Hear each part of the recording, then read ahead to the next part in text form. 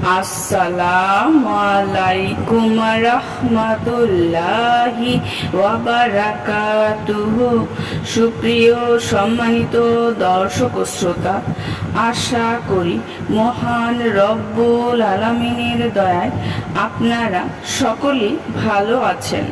সুপ্রিয় সম্মানিত দর্শক ও শ্রোতা, আজকে হযরত উসমান রাদিয়াল্লাহু তাআলা আনহু থেকে একটি ঘটনা বর্ণনা করব।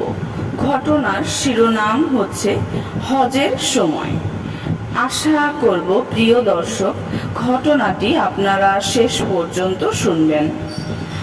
উসমান রাদিয়াল্লাহু আনহুর স্বভাব ছিল, তিনি যখন কোনো বিষয়ে সন্দেহে পড়তেন বা কোনো সমস্যায় পড়তেন, তখন তিনি ওই বিষয়টি অন্যান্য বিশিষ্ট সাহাবীদের উপর ন্যস্ত করতেন।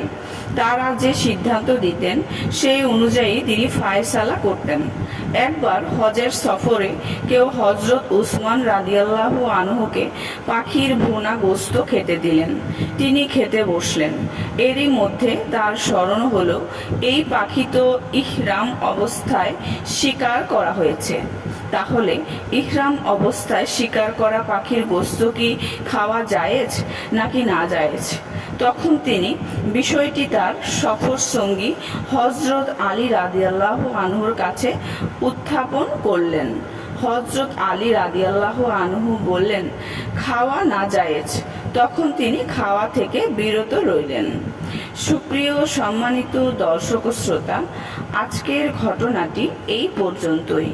ঘটনাটি যদি ভালো লেগে থাকে অবশ্যই চ্যানেলটি সাবস্ক্রাইব করবেন, লাইক করবেন, কমেন্ট করবেন এবং বেশি বেশি শেয়ার করে দিবেন। সবাই ভালো থাকবেন।